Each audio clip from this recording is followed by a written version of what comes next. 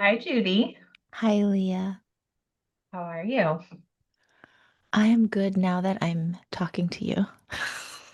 Good, good. Hi, everyone. Welcome to another episode of the Anatomy of Ancestral Alchemy. And we're excited to be here with you today. My name is Leah Constance. I am Judy Who. And for those of you that have been watching us, welcome back. For those of you that are new, welcome in. And today we're going to be talking about love and why love is a powerful force. So, to set the stage for you, pun intended here, I went with a friend to see a play in New Haven, Connecticut on Saturday. And this happened to also be the New Kings Rally Day. And we went to see a play at the Yale Repertory Theater called Spunk. And the premise is that it's a Zora Neale Hurston play. It's set in the South, I believe in Alabama, and the general premise is that it intersects hoodoo hexing with a love story. Mm, And the play starts with a man who falls in love with a woman who is married, and she's married to an abusive man.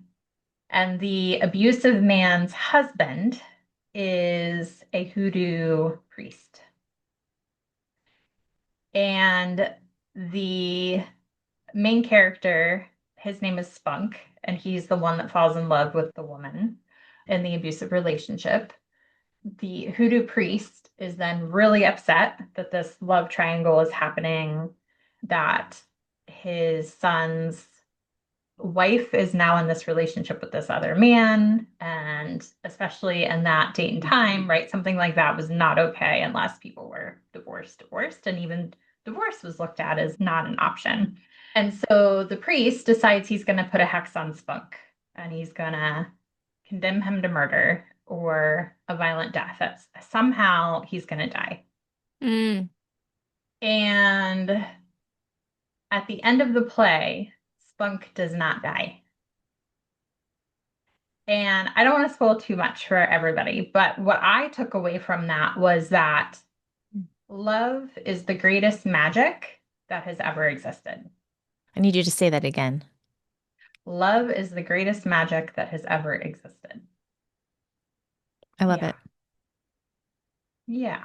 And so I've been sitting with this theme a lot this week. I sit with it periodically from time to time, but it felt Saturday was such a potent day of taking in Black culture, Black artistry. And then as soon as the play was over, we walked out onto a street in New Haven, Connecticut, and the No Kings Rally was happening right in front Hmm. of us. So we were Hmm. able to join in Mm. that rally and cheer on the ralliers and read a lot of the signs and support the energy and the movement that was happening there.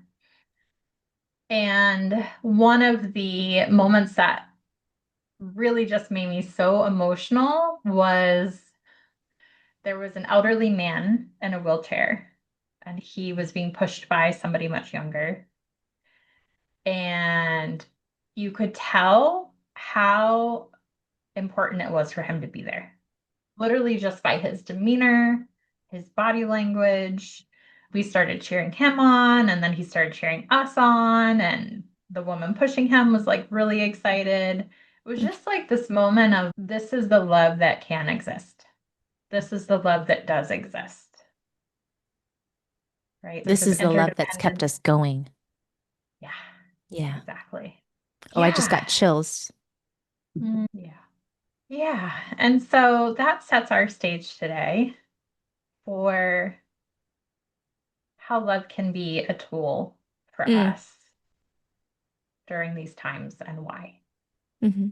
And I'm using tool very specifically here because there are moments where I think we can actually really pull on it to support us during times of intense struggle. Yes. Yeah. What's coming up for you as I share all of this? I felt and heard your goosebumps. What else is It's so showing up? interesting. So I I always come to our podcast after I have my group, so I'm like charged up. So the thing that Hmm. came to me was love has always been here to keep things moving and how love has been used to weaponize. Yes. So I'm always looking at dynamics. No judgment about hexes being good or bad, love being good or bad. It's just a different energy, a different thing that's present all the time around us, right? And it's always a choice, or I perceive it's a choice. Which do I choose? This path or this path? This thing or this other thing, right? Because bottom line is what I've come to understand is however I choose to show up is my freedom. I'm in these spaces of these are your soul contracts and blah. And I'm like, yeah, and you can break them and you can, it's everything is around consent. It's around freedom of choice. It's around, right? Of understanding that the little g God that I connect with is all encompassing love, unconditional love. If you do it this way, like that's going to be okay. You'll just learn a different thing or you'll create a different thing. It's not a, you're going to be banished to hell. That's the big G God that I learned to fear, Mm. right? And With so a I'm capital always J, judgment. 100%, right? Ah, Of, right? You go here, you go there. And it's, I'm always looking for who created this tool. I love this and why. So, going to the love that you're talking about and understanding this universal element that's always there versus how we've been taught what love looks like. Turn the other cheek. Go about it in this particular way that's according to the laws that have been put out for us. And then it made me think there's been some critique or some analysis around the No Kings protest, quote unquote, or parade of yeah. just if we were actually aligning ourselves with love, we wouldn't tolerate 90% of what we tolerate. If we were aligned up to love each other, our neighbors, as much as we love ourselves, we certainly would not allow the end of SNAP benefits. We certainly Hmm. wouldn't allow laws that prevent us from protecting ourselves out if, like assault rifles. All of these Yeah. things. It's if we were to really align with love, the world would be very different. Yep. I don't know how that lands for you, Leah. Oh, it would for sure. What just came up for me at the end of you sharing that was like so much of what I think people sit with that is out of alignment with the love that we are talking about here is yes, judgment, to go back to capital G, God, and the way that really fundamental Christianity can take a turn, Mm-hmm. and defensiveness. And I think that's where like people are get somehow okay with like SNAP benefits being taken away, or Yes. I, those two things really take Interesting. people out of aligning with the love that we're talking about. Oh, yeah, like looking down and judging that they shouldn't get access to it because X, Y, and Z. They're lazy, right? Or Yes. that's like the common what we Mhm. hear a lot. Yeah. Yeah. Yeah. Yeah, and when you came up when you're talking about, I would like to talk about love. The first thing that came into mind was romantic love. How much time I assigned female at birth, okay? How much time I spent in my life consumed around romantic love. This pick me culture as a woman, partially due to survival, like this proximity Mhm. to power to men, right? Yeah. If historically women on this land couldn't open up a bank account without the co-signature of a husband, it makes sense that we have this pick me culture of I'm complete if I have a husband, right? Hmm. Because then it makes me able to open a bank account and be financially secure and all these other things. I think about love in that particular way, how warped, how it's been warped so much out of what it actually is. Yeah. Yeah. And back to your point of why. Control, Yeah. weaponization, manipulation, right? Yeah. Yeah. Yeah. So on a broader, if we zoom out a bit here, one of the reasons I've been really interested in this topic recently is that spiritually, a couple of years ago, the theme of possession came up. And I started down this rabbit hole of reading and taking in a lot of information around the history of possession. And the bottom line is that in many indigenous cultures, if not most, a lot of people that have studied this would say, if not most, indigenous cultures had a way of dealing with possession. Mm, So the Catholic Church, to go back to the thing that we hear a lot in Western society about, they also believe in possession, and this is why exorcisms exist. mm, And indigenous cultures throughout space and time outside of organized religion had their ways of working with people that may have had energy attachments. mhm. To me, is the more neutral phrase for possession is energy Energy attachment. attachment. Ooh, I like that. Yeah, because I think as soon as you say possession, at least speak for myself, right? It's, oh, your nervous system's like, you think of the worst case scenario of The what head turning possession, around the head 360 turning degrees and the around, the green vomit vomit. spewing Yeah. out, Yeah. like people's bodies decaying and like Mhm. that is like high level worst case scenario possession. But most possessions don't look like that. And the question remains, and there are different theories and different people that really have a niche in this area will say different things, but it's actually not that uncommon that we have some sort of energy attachment that doesn't feel good or that is affecting us in some way that's not great. Mhm. And so it's so interesting because just yesterday I was talking with the state of our country, talking with someone about the state of our country, and one of the words they used was sickness. Yes. There is something happening that is literally making me feel sick. And you and I have talked about thought forms before. Yes. And, I would say that attaching to certain thought forms or vice versa, certain thought forms attaching to us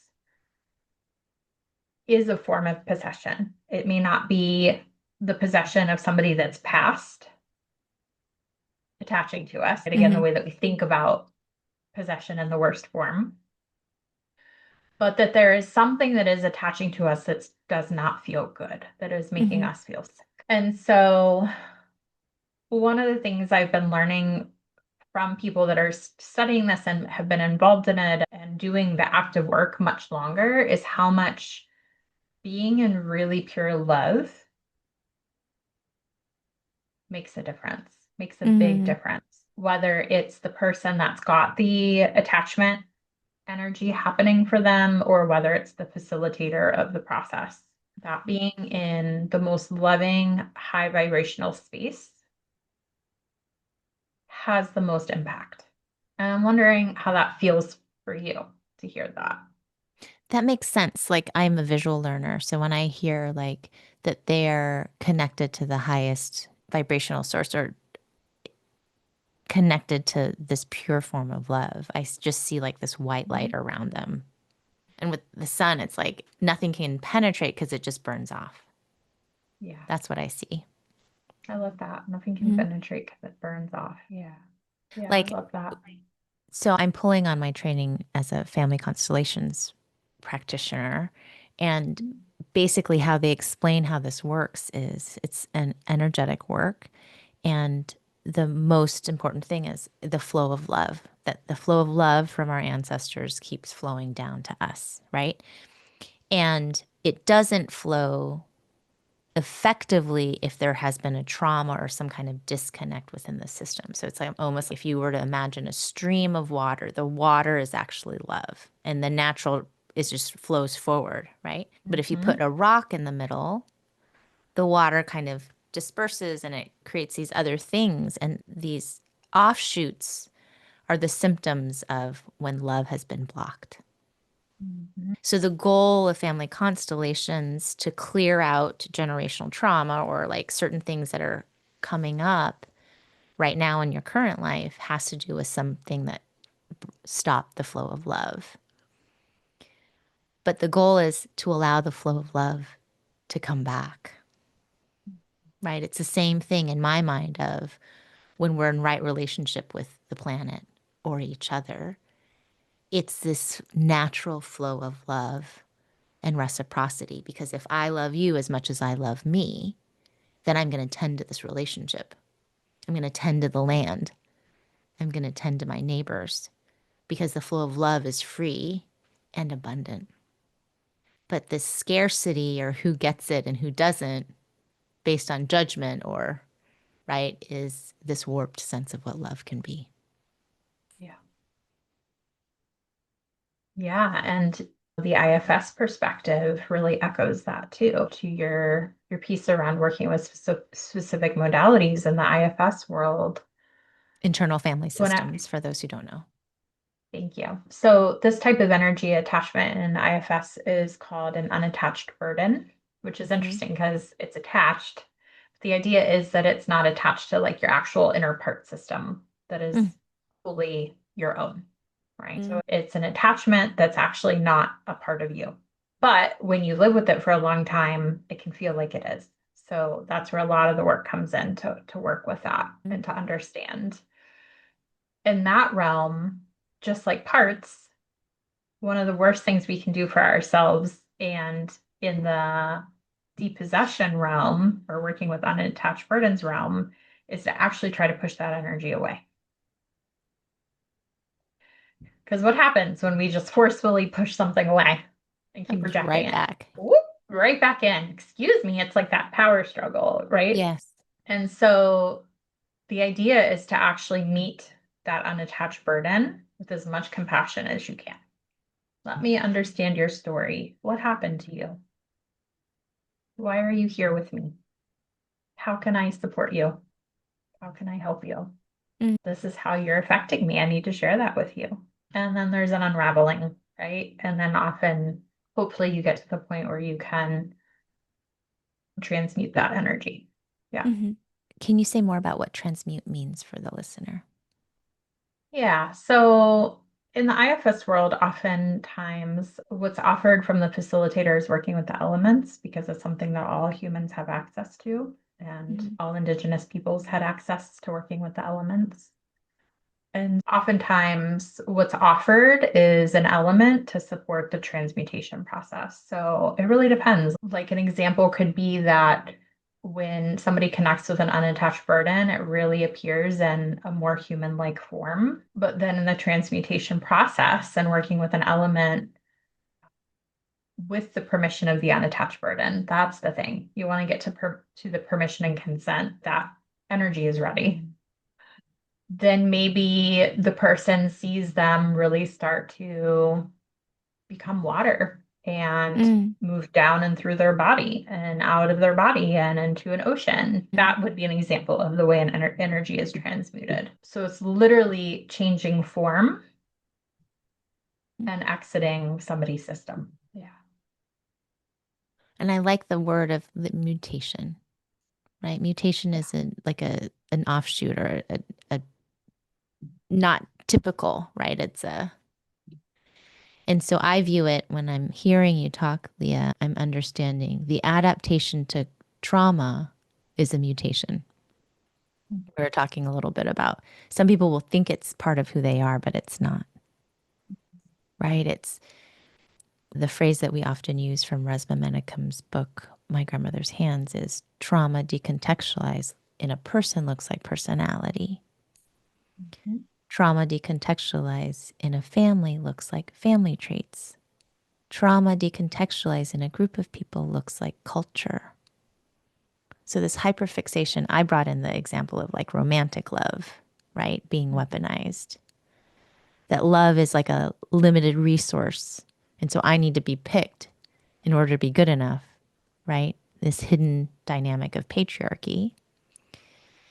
And so it's that pick me culture, or the I'm going to be consumed with how I look or how I'm perceived by someone or if I'm lovable or not. It's going to validate my value as in existence as a person or whatever. Has to do with a mutation when it wasn't freely given. So Mm. love, everyone should have access to, just like food, just like housing, just like medical care. It's this resource that everyone on the planet should have access to. It is a birthright. It is a birthright. Love Mm. is a birthright. Yeah. Yeah. And so just to finish that piece around IFS too is okay. So then that energy flows into the ocean and becomes the ocean. And the idea is that ultimately that energy goes back to source energy. And the Yes. way that I think about source energy in its purest form is the divine ocean of love. That's the way I picture it a lot of time. It's like an ocean up in the cosmos. But the point being is like you want to help that energy get back to source Mm-hmm. Why? because then it is held in love and then it is healed or healing. And then it becomes, if we're thinking about well-being, somebody that can hold divine love or an energy Mm-hmm. that can hold divine love for the majority of the time. In IFS, we'd call that like source, like self energy. Mm-hmm. And then it doesn't harm anymore. Yes. It goes back home. Goes back home. I love that. Yeah. And this image comes up. I don't know how if it lands or if it's relevant. I have goosebumps all over my arms. Then we get to go back home, Yes. which is love. Yes. Yeah. Unconditional love with boundaries, right? I'm going to make mistakes. I'm going to hurt somebody. And then I hold myself accountable so it can dissolve, right? When someone brings a wounding that I've done and I'm like, oh my God, I'm so sorry. I hold myself in accountability and I love myself unconditional, even though I hurt somebody. Because I give it attention and saying, thank you for letting me know I hurt you, it goes away. My Mhm. kid doesn't bring it up every single time. Like that time that, because I gave it loving attention, I acknowledged it happened, it dissolves. So it's the same thing when I hear, when you're talking about IFS, viewing it as a burden. It's a wounding that just needs some space for it to dissolve and return Yes. home. Yeah. Yeah. Yeah. And oftentimes in the examples that I've heard or experienced, that energy has attached a lot of the time because it believes that there's something about that person that can help them do that. Interesting.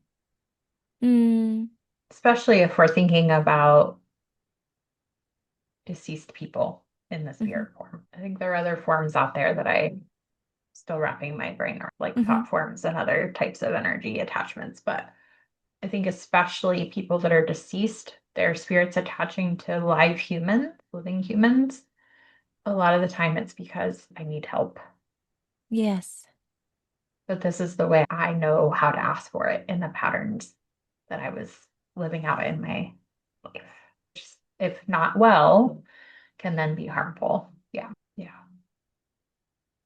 And I Yeah. only learned about this, Leah, because of the class that we're taking together.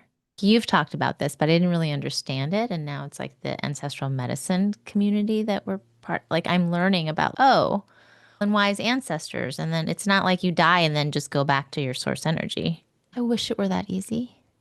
Yeah. And so there's also this, what you didn't do it in your real life, you're going to continue doing until, so it's like this like continuation of that healing that's necessary. Yeah.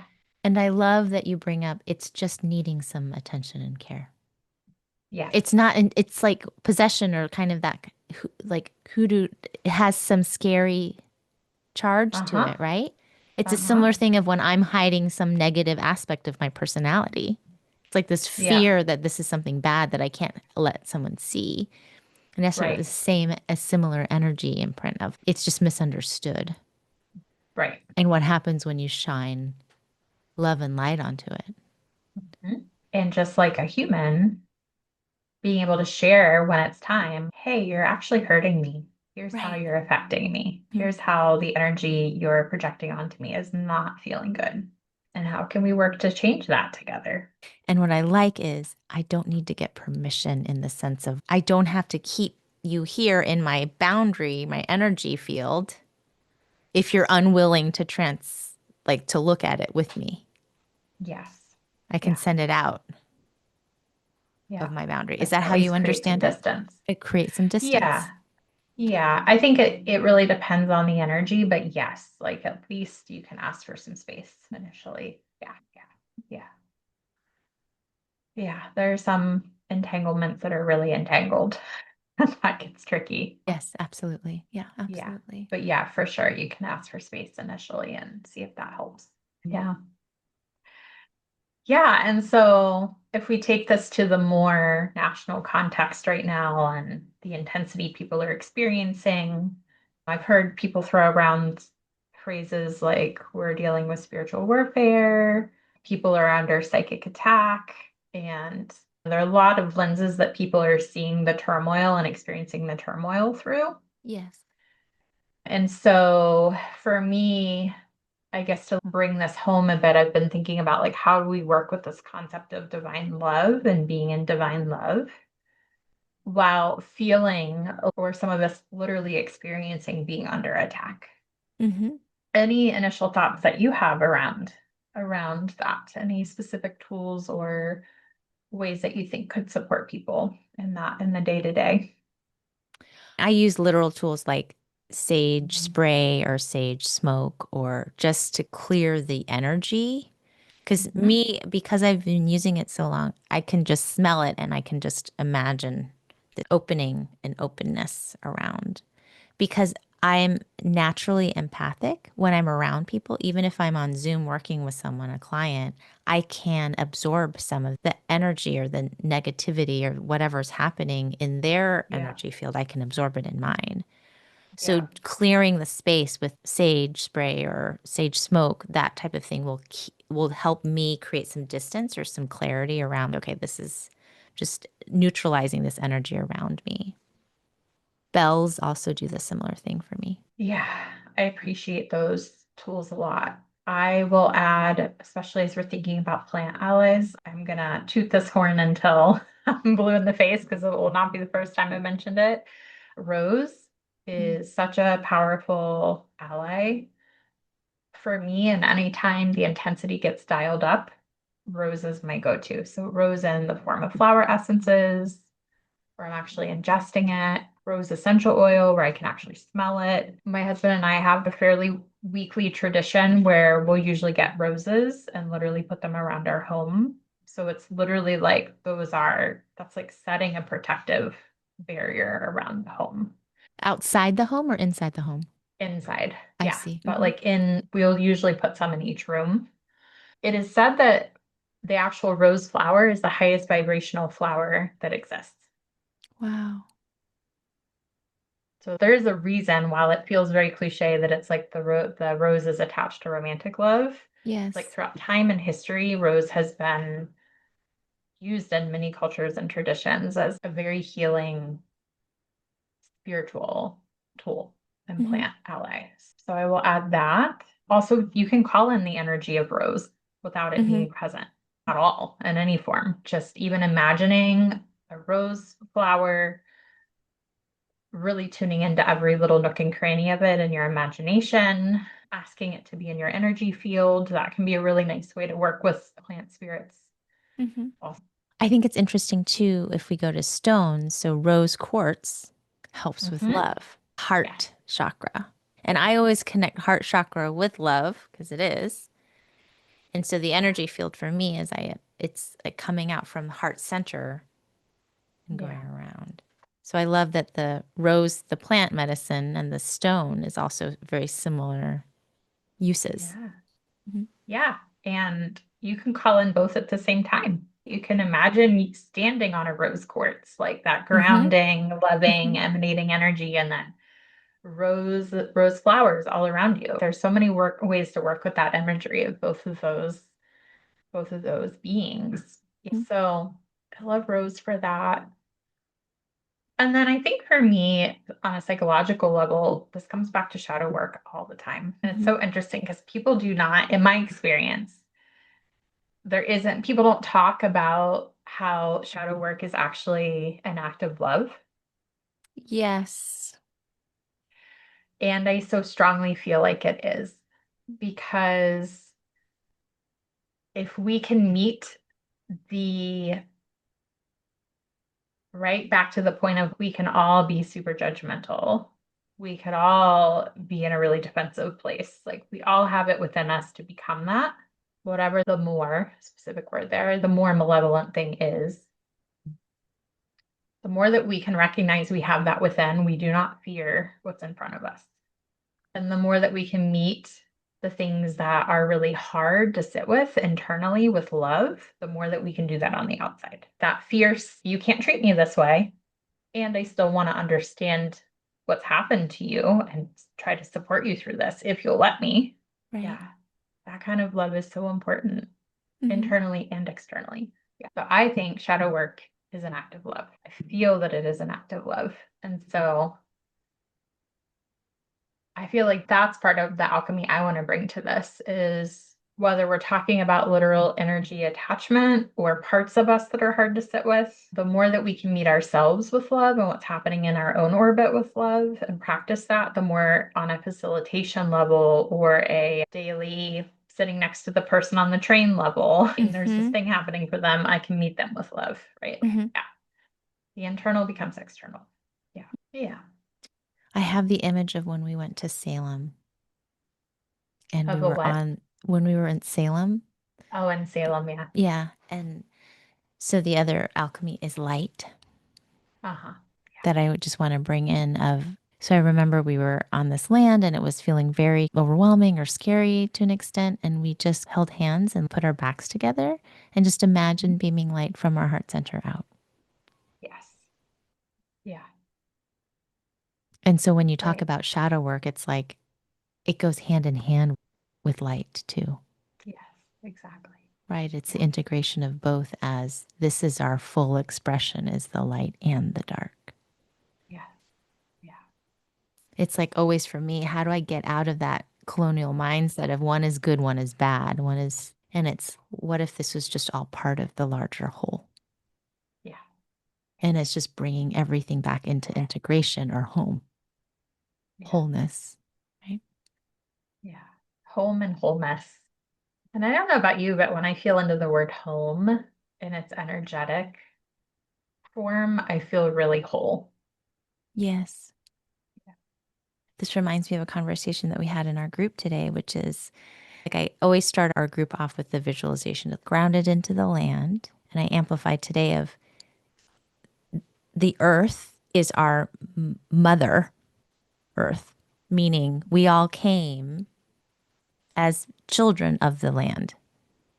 So reconnecting to the land as reminding us we are home on this planet. You don't need a passport or papers to be allowed to be here and part of it. You came from the land, you are welcome here. This is your home, right?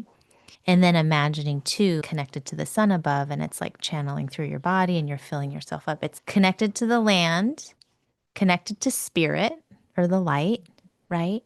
It reminds us that we're home, inside, connected to the light and to the land. And then the inner child or the inner family systems work that we do is then we connect to our inner wounded children. Yeah. So the functional adult that we're practicing and maturing is actually the motherland to the inner children that we're. So it's like these layers, right, of how can we remind ourselves that we're home in this body? Yeah. How can we remind ourselves that we're home on this planet? How do we remind ourselves that where we are on this planet is home to the larger constellations? Like just every single layer of we are home. Then I don't have to fight so much if I already know that I belong here. Yeah. Yeah. How does your body feel saying that? There's tingling. So it's like this energizing thing with it a good tinge of grief. Yeah. Do you want to say anything about the grief? I think it's so often I forget Yeah. that I don't need permission to be here, Yeah. that I'm safe here. That's the hard part is, right? There are forces out there that are saying you're not safe here, Mhm. Yep. especially in a female body or LGBTQ community or Mhm. person of color or all these other Mhm. things that we're actually getting attacked. Yeah. So much life force energy is funneled into this attacks that we're literally facing. So the grief Mhm. is how much energy is being wasted by all of these distractions when all I really need to do, and it's not as simple, I don't mean to make it sound simple, and it is reconnect to the love inside and reconnect to the love that's present everywhere around us. So the Yeah. grief is around how much time and energy is wasted when I don't connect to that internally and around me. How's that land when you hear it? Oh yeah, for sure. I can definitely understand that. I think about all the times I got caught in power struggles I didn't need to get caught in. No. Yeah. Yeah. I definitely have grief there too. And also grief for just how inaccessible this has felt for so many people for Mm-hmm. so long and literally been for lots of different reasons. So I definitely have grief around that too. And I'm alongside that is gratitude for the people that are, and I think you and I are some of those people, right? Like the people that are tapping back in and all of our clients that are tapping back in and people in our orbits that we know are feeling really committed to this work. Mm-hmm. So that's the other thing is like, we've said this before too. It's like you can't have love without grief and you can't have grief without love. And you can't have light without dark. Right. Yeah. Mm. Polarities. Yeah. So learning to be with it all and honor it all and experience it all and doing our best to mitigate harm where we can. That is a human's work right now. Yeah. Yeah. Anything else that your heart would like to share? I think just gratitude, Leah, that we get to have these conversations, Yeah. that we get to share it a little bit Yeah. for Yeah. those who Same. resonate with it or are open to listening to us talk about it. So Yeah. I just feel really grateful to be able to have a space to do that alongside you. Yeah. Thank you. I feel very Mm. grateful for you too. Thanks for being on this journey. Thank you. Yeah. And for your powerful words and your big heart. Same, Leah. Thank you. Thanks to all of our listeners and viewers. And as we every once in a while say, please share and subscribe if it feels right for you. Much Mm-hmm. appreciated if it does. Mm-hmm. Yes. Take good care, everyone. Take care.